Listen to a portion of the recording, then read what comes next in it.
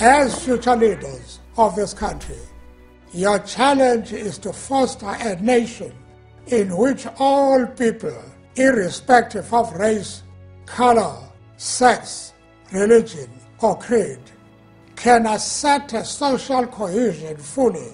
Mindful of your own challenge, you must continue to promote the principle of relentless freedom and democracy.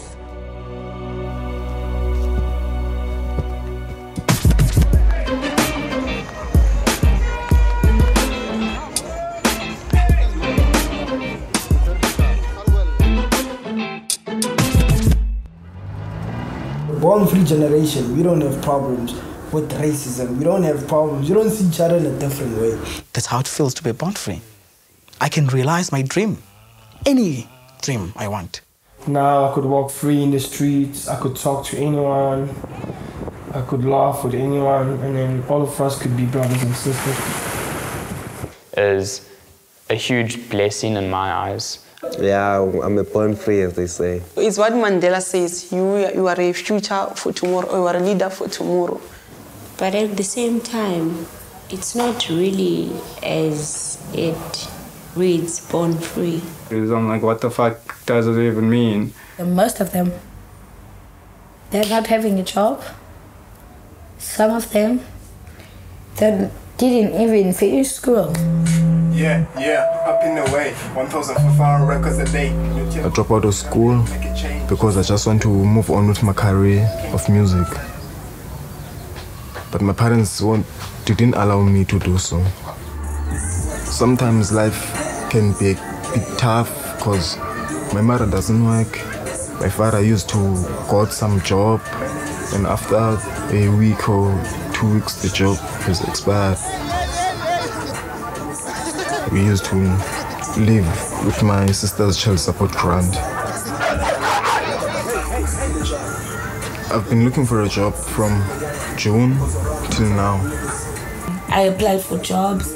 I sent in my CVs. I went for interviews. Yeah, unemployment is a big issue, especially if you're trying to do something that you love. For some reason, we're not generating enough jobs. A lot of our family friends who are about 24, 25, they're all struggling to find jobs which their degrees match.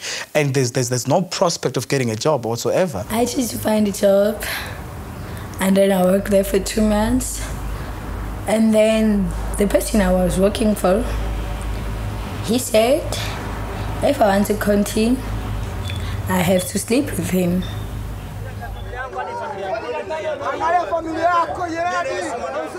You can't get anything if you close your legs. They say so.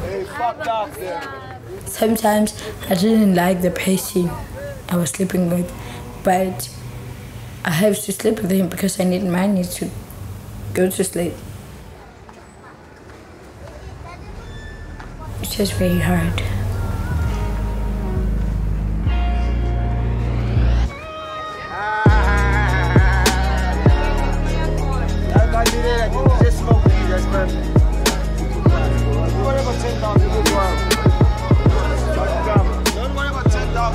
You know, to live on the streets, you get every people coming past you. If they're drunk, they bully you. You wake up in the morning, you have no shoes left.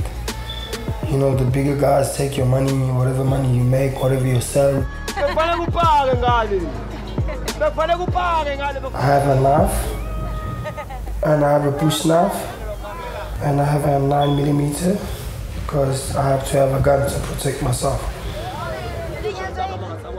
So I got shot here when I was young, and it came out here. And then I've got some cuts in the back from the streets. Yeah.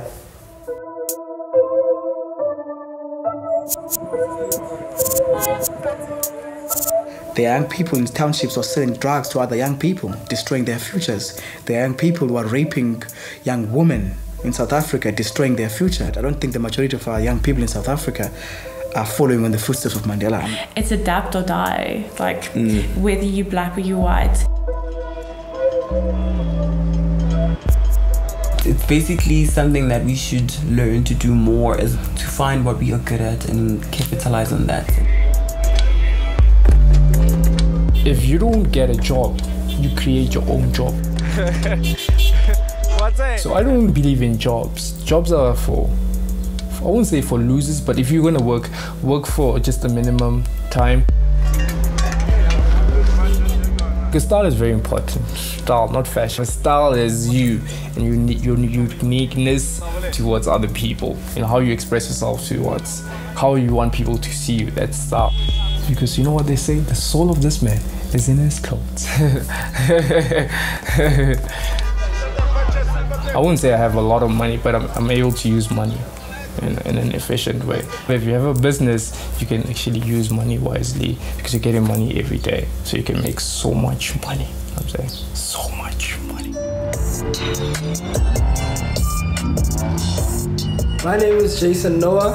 I am 21 years old and I am a forex trader.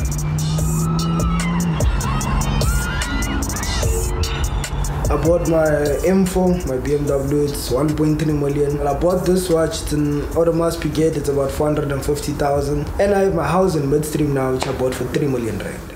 Okay, so let's find out from you guys. I have my own company in which we empower young people on how to trade the forex markets the way we started it and the way they're supposed to be done. So yeah, there are a lot of South Africans that do make their own success. Because most of us are not spoon-fed. But you find that some people that just stand up and just go do what they have to, even if it means selling bananas on the street. As long as there's an income, you're doing something, not just sitting around waiting for the government to feed you. I think our born-free generation are more focused on taking South Africa out of the poverty zone than being focused on who's black and who's white. Of course, there's a fabulous new generation and the rise of the black middle class, but it doesn't mean that millions of people still aren't like living in tin houses. You know, there's this thing called black tax. And black tax is pretty much that when one black kid makes it, they don't make it on their own. They've got to take that money and send it back home.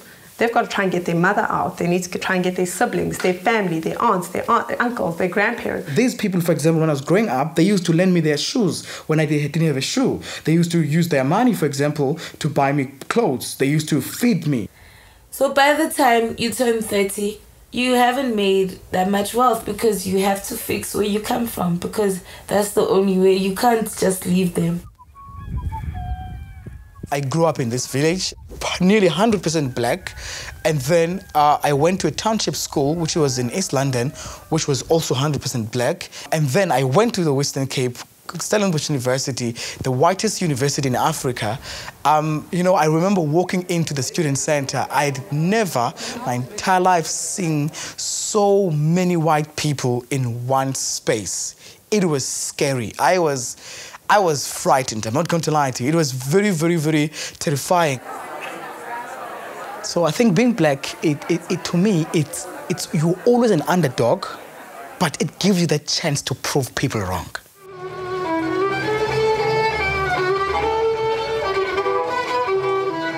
I don't see color really. I have friends from every walk of life, really. So I do have black or white friends, and I have Indian, I have all types of friends. And my friends are my friends and the people that I love and that somehow found their way into my life. I've always mixed with everyone. However, when it was time to eat lunch and it was time to hang out, it was always my friends of color because we shared the same life experience. You know, like it wasn't shocking when I said, whoa, my mom beat me last night.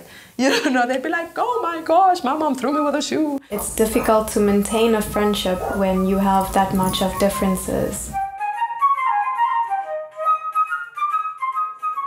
Nina and I are on a National Youth Orchestra and we're playing, rehearsing and doing concerts. I love the feeling of playing and like when the music is really coming together.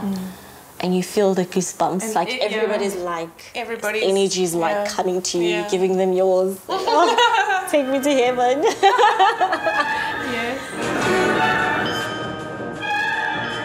When we're eating, black people sit together and the white people sit together. And it's not racism, it's not like we hate each other, it's just... Yeah, it's like being comfortable. Yeah. Because when you're sitting to some, especially if you don't know that person, I mean, I can sit with Nina now because I know her, but like if I don't know her, and like she's white, and I'm like, okay, what are we going to talk about? Because we don't have that common thing, you know? Yeah, and also black people seem to have so much more time. They're always so calm. And they have time. And for white people, that can be so frustrating sometimes.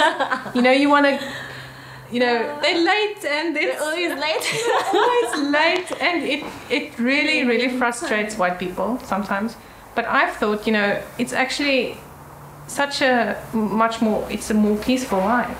You know, you have time, you're not in a rush to do anything. You spend time with other people, you chat. I've heard this saying, white people invented the clock, but the black people have the time.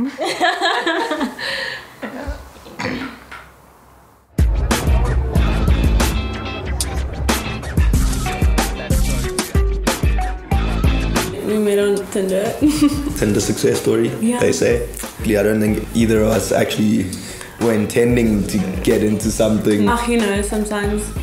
Love is love. Oh, that's deep. That's very deep. That's very deep.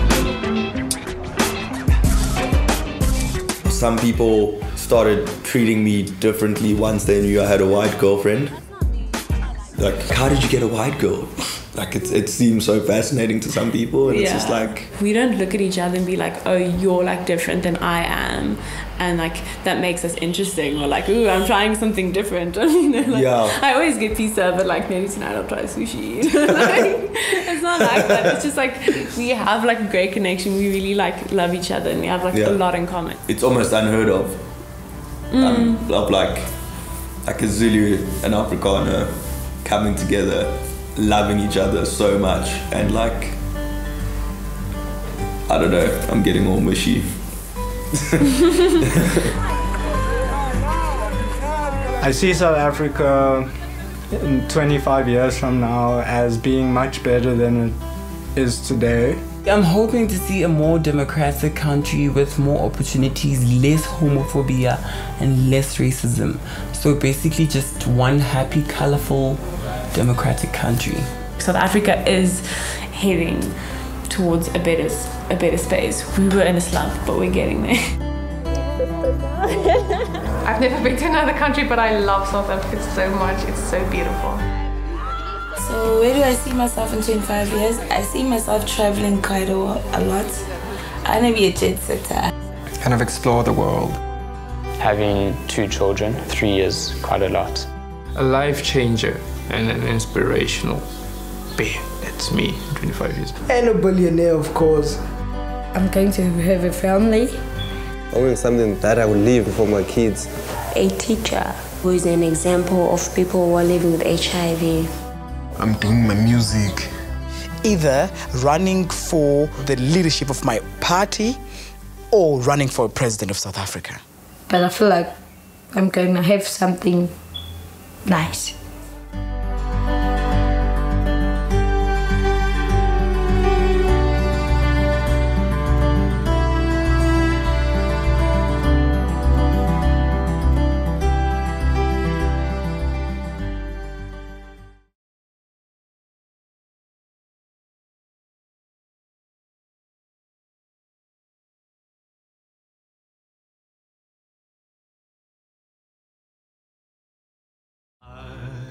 Leaving you, I will make it through. I say goodbye,